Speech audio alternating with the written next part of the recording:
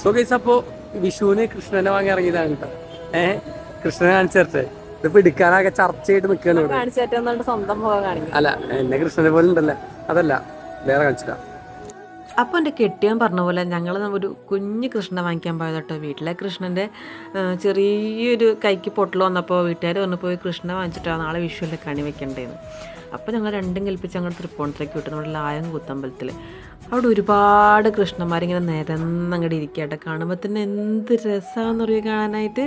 എനിക്കാണെങ്കിൽ അത് കണ്ടിട്ട് എല്ലാത്തിനും കൂടി ഇങ്ങനെ വാങ്ങി പെറുക്കാൻ തോന്നുമായിരുന്നു. പിന്നെ ഞങ്ങളവിടെ കുറേ നേരം കൃഷ്ണന്മാരെയൊക്കെ കണ്ട് ആ കണ്ണന്മാരൊക്കെ ഇങ്ങനെ നോക്കി, എന്താലേ ഭംഗി നോക്കിയേ. ഇതിൻ്റെ അകത്ത് ഇപ്പൊ ഏത് കൃഷ്ണനെ എടുക്കും എന്നുള്ളൊരു ചർച്ചയിലാണ്. ഞാൻ തന്നെ നിന്നാ മതിയോന്ന് ഞാൻ ചോദിച്ചു വീട്ടില്. ഒരു സമ്മതിക്കില്ല വീട്ടുകാർ. പിന്നെ പുള്ളി പറഞ്ഞ പോലെ അങ്ങനെ ഞങ്ങൾ കുറേ നേരം കൃഷ്ണന്മാരെയൊക്കെ നോക്കി നിന്നിട്ട് ഞാനിങ്ങനെ സൂക്ഷിച്ച് നോക്കുക കേട്ടോ. ഇല്ലെങ്കിൽ എല്ലാത്തിനെയും കണ്ടിട്ട് ഭയങ്കര ഇഷ്ടപ്പെട്ടു. പിന്നെ എന്നോട് പോകാൻ തോന്നുന്നു. അങ്ങനെ ഞങ്ങൾ അവിടെ നിന്ന് അതൊക്കെ കണ്ട് മെല്ലെ പുറത്തേക്ക് ഇറങ്ങി. പുറത്തും കുറേ കൃഷ്ണന്മാരുണ്ടായിരുന്നു. അതിൽ നിന്നൊരു കൃഷ്ണനെ വാങ്ങിച്ചിട്ട് ഞങ്ങൾ പോയി.